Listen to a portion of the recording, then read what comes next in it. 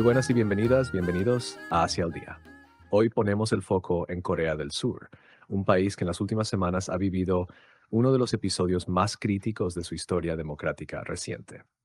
La declaración de la ley marcial, la destitución y detención del presidente Yoon Suk-yeol y la convocatoria inmediata de elecciones anticipadas, cuyos resultados conocimos hace apenas un par de días, han reconfigurado por completo el panorama político del país.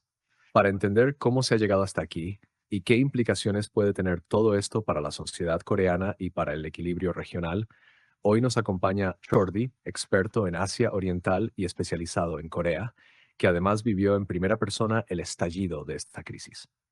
Jordi, bienvenido. Gracias por invitarme y nada, aquí estoy para intentar aclarar este caos y toda esta situación que está sucediendo, que lleva sucediendo en los últimos meses en Corea. Un placer tenerte, Jordi. Y como dices, llevas siguiéndolo muy de cerca. Estuviste en Corea cuando todo empezó, ¿no? ¿Cómo fue esa noche en la que se declaró la ley marcial? ¿Qué viviste tú directamente? Pues recuerdo claramente escuchar primero unos helicópteros pasando por encima de mi casa y quedar confuso porque eran como las 10 o las 11 de la noche y eso en Corea no es normal. Las maniobras militares son normales, pero por la noche no. Entonces supe que algo estaba yendo mal y vi una hilera de 3 o 4 helicópteros yendo hacia el centro de la ciudad y algo me extrañó. Claro, y en ese momento, aunque no sabías exactamente qué pasaba, ya intuías que no era algo rutinario. ¿Cuándo te enteraste de que se trataba de la declaración de la ley marcial? ¿Cómo reaccionaste tú y cómo reaccionó la gente a tu alrededor? Pues todavía era por la noche, así que no se vieron muchas reacciones hasta el día siguiente, pero yo básicamente me enteré un par de horas después cuando una amiga me envió un mensaje preguntándome que si estaba bien. Y yo pensé, pues claro que estoy bien, ¿por qué? Entonces miré las noticias y me di cuenta de que estaba ocurriendo todo esto, que realmente se había declarado la ley marcial y que todo el mundo estaba en shock. Claro, o sea, que fue algo inesperado, incluso para muchos coreanos, ¿no? Y Jordi, para quienes no estén del todo familiarizados con este concepto, ¿puedes explicar qué implica exactamente la ley marcial en Corea y por qué es tan grave que se haya declarado?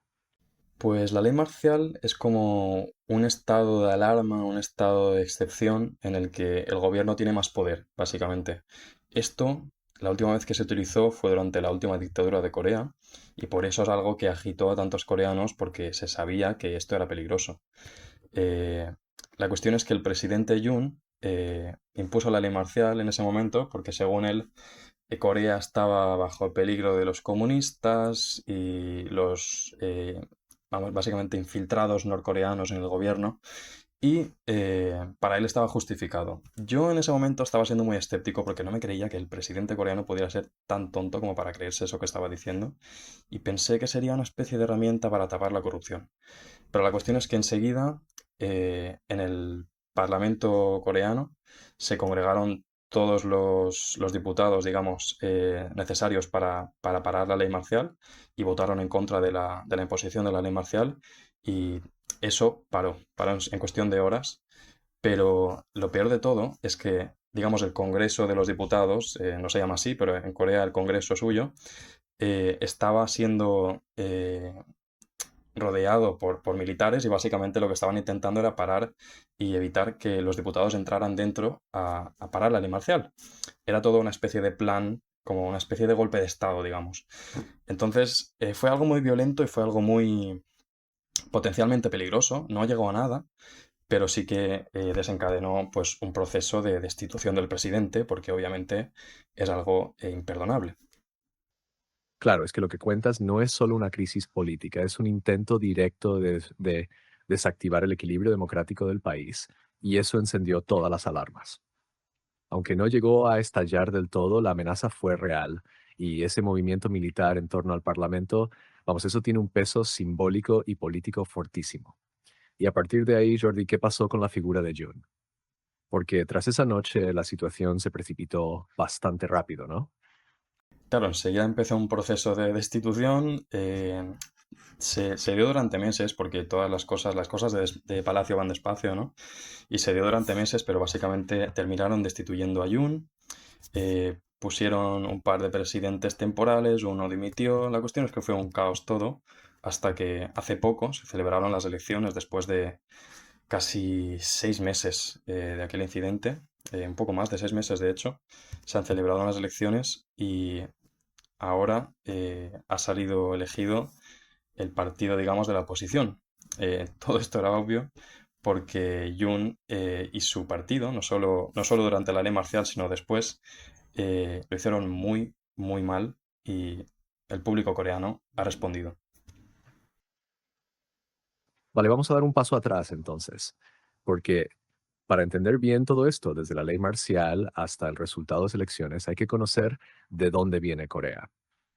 Jordi, ¿nos puedes contar un poco el contexto histórico? ¿Qué recorrido ha tenido Corea del Sur desde su fundación hasta hoy que nos ayude a entender por qué su política es tan tensa, tan polarizada y por qué pueden darse episodios tan extremos como el que hemos vivido? Claro, allá voy.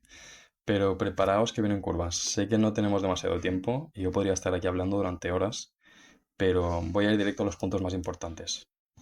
La cuestión es que Corea es un país, bueno, la República de Corea, Corea del Sur, es un país bastante joven. De hecho, es un país pequeñito, pero matón. Eh, Tiene un origen relativamente reciente, pero sobre todo muy violento y muy intenso. Y creo que esto le da a Corea muchas características que todavía mantiene a día de hoy y hace que todavía se den eventos de este calibre. Y esa intensidad, como dices, no viene de ahora. ¿Cuáles dirías que son esos momentos clave, Jordi, que han marcado el carácter político de Corea del Sur desde sus inicios? ¿Qué hechos han dejado huella hasta el día de hoy? Pues para mí lo más importante es la guerra de Corea y la influencia estadounidense y anticomunista. Digamos que eso ha marcado el rumbo político de Corea del Sur, de lo que podría haberse dado a lo que se ha dado. Lo que más ha definido a Corea políticamente es la presencia de Estados Unidos y todo esto ha calado mucho en la gente y hay mucha gente que todavía vivió la guerra, incluso antes de la guerra, o nacieron poco después de la guerra, durante la dictadura. La mayoría de coreanos, de hecho, porque Corea es un país muy envejecido, vivieron durante esta época de ya sea la guerra o la dictadura, y por tanto fue una época en la que a la gente, a los niños y a la gente joven eh, daba esta idea, se les lavaba el cerebro de alguna manera con las ideas anticomunistas muy radicales. Digamos que se ponía a la izquierda, cualquier movimiento de izquierdas como algo comunista y como aliado de Corea del Norte. Y además, bueno, como ya he mencionado, hubo después de la liberación de Corea, Corea no se transformó directamente en una democracia liderada por los coreanos, como podría haber sido, sino que se instauró prácticamente una dictadura por un coreano, que fue el presidente de Corea, el primer presidente, Syngman Rhee, conocido como Syngman Rhee, eh, que básicamente era un anticomunista muy duro y fue seguido por más presidentes que también fueron elegidos de manera como una democracia disfrazada y efectivamente actuaron como dictadores. Y el siguiente más importante fue Park Chung-hee. ¿Nos puedes contar un poco más sobre eso? ¿Qué papel tuvo Park Chung-hee en esta división regional y cómo se ha arrastrado hasta hoy? Pues hay dos puntos. La represión ideológica en Corea no empezó con él, pero sí que hubo un evento muy clave en Gwangju, en la provincia de Jeolla, en el que murieron cientos o incluso miles de estudiantes, gente joven, que estaban protestando para cambiar el gobierno. Y tras este evento, que fue muy traumático para esa región, se cristalizó una ideología antidictadura, ¿no? Digamos, antirrepresión, y por tanto esta zona del país es más progresista. Y luego hay una zona, la zona sureste del país, donde está Busan, la provincia de Gyeongsang, donde Park Chung-hee lo que hizo fue favorecer mucho la industria y favorecer el desarrollo económico. Y también por ese motivo, en esta zona, pues está cristalizada la identidad más conservadora y más, digamos, que favorezca la industria y más anticomunista, porque esta gente fue favorecida por el dictador. Claro, o sea que hablamos de una división muy arraigada, casi emocional, que se traduce en patrones de voto y en cómo se posicionan las regiones ante cualquier cambio político. Y viendo este pasado, dictadura, represión, división regional, anticomunismo, no sorprende tanto que hoy, en pleno siglo XXI, puedan darse reacciones tan fuertes ante una crisis institucional como la que ha vivido Corea. ¿Te parece si ahora conectamos eso con los problemas actuales que han alimentado el descontento popular? Porque una cosa es la herencia histórica, y otra muy distinta es lo que está viviendo la sociedad coreana ahora mismo. Claro, son cosas que tienen, ha llovido mucho de por medio, pero es algo que recalco porque sigue presente a día de hoy. Obviamente han pasado muchas cosas y sobre todo Corea ha pasado de ser un país que en aquel momento era pobre después de la guerra, durante la dictadura, durante los años 60, incluso 70 era un país prácticamente pobre y enseguida estalló un milagro económico que ha llevado a Corea a ser un país muy relevante hoy en día y que es un país pequeñito pero matón, como he dicho antes. Pero Corea tiene muchos problemas muy arraigados que ahora están patentes y que marcan la política de hoy en día. Y ahora que se ha destituido al presidente y ya han pasado las elecciones, ¿cómo está el panorama político en Corea del Sur? ¿Qué partidos están en juego y cómo está evolucionando la situación tras todo este terremoto institucional? Pues tras todos los errores del partido, digamos, de derechas, porque en Corea hay un partido un poquito más de izquierdas, aunque realmente es de centro, y un partido mucho, mucho más de derechas, tras todos los errores del Partido Conservador, se ha propulsado hacia la victoria al candidato más progresista, Lee Jae-myung, que realmente no es un candidato ideal, pero era la única opción para que Corea pues, pueda salir adelante con cierta estabilidad. La gente ha decidido bastante bien, pero lo que se ha visto, lo más importante, es que en Corea sigue habiendo una división que además es muy graciosa, porque en la parte derecha son de derechas y en la parte izquierda son de izquierdas. En el este son de derechas y en el oeste son de izquierdas. Y la cuestión es que esto podía haberse esperado que hubiera un poco más de cambio por esta situación muy grave que se ha dado, pero a pesar de que se han visto cambios importantes, no han sido tan radicales como se esperaba.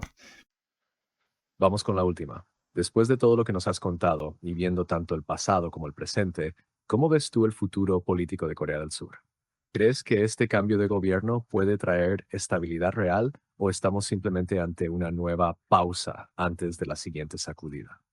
Pues Corea tiene problemas muy arraigados, entre los cuales se encuentra la bajísima tasa de natalidad, que ya es irreversible, tiene una pirámide invertida demográficamente, el 40% de los ancianos son pobres, tiene un sistema educativo tóxico, ineficiente, que presiona mucho a la gente joven, la poca gente joven que tienen, y la vivienda está a un precio imposible, lo cual hace imposible también formar una familia y tener hijos, que es lo que Corea ahora necesita. Entonces, los partidos políticos ahora proponen cosas bastante humildes y aunque se proponen cambios medio importantes, no son lo suficientemente radicales como para, digamos, empujar a Corea hacia una dirección un poco más sana. El sistema de elecciones coreano también, bueno, el sistema, no de elecciones, sino el sistema político y los partidos que tienen, tampoco dan pie a ningún tipo de revolución, porque básicamente siguen teniendo un sistema bipartidista, que aunque se ha visto en algunos momentos, digamos, amenazada ese equilibrio entre los dos partidos por otros partidos, siempre han terminado pasándose la bola entre el uno y el otro, y no ha llegado ningún partido, digamos, como pasó en España con Podemos, que rompa el equilibrio. Entonces, aunque se ve progreso en el horizonte, porque hay un partido nuevo que parece que puede romper el sistema en las siguientes elecciones, Corea todavía tiene mucho, mucho que hacer y mucho por cambiar para realmente avanzar en una dirección apropiada. Porque tiene muchos problemas muy arraigados que con los políticos actuales que no ofrecen nada, nada tangible y nada sólido para cambiar los problemas del país, pues no se va a conseguir, no se va a llegar a ninguna parte. Pues con eso nos quedamos, Jordi. Un país con una democracia consolidada, pero frágil, con una sociedad muy polarizada y unos retos estructurales que no se resuelven con un simple cambio de gobierno. Muchísimas gracias por habernos acompañado y por explicarlo todo con tanta claridad, rigor y sobre todo cercanía. Ha sido un placer escucharte. Muchas gracias a vosotros y que vaya bien. Y quienes nos habéis estado escuchando, gracias por acompañarnos una vez más en Asia al Día. Nos vemos en el próximo episodio. Hasta pronto.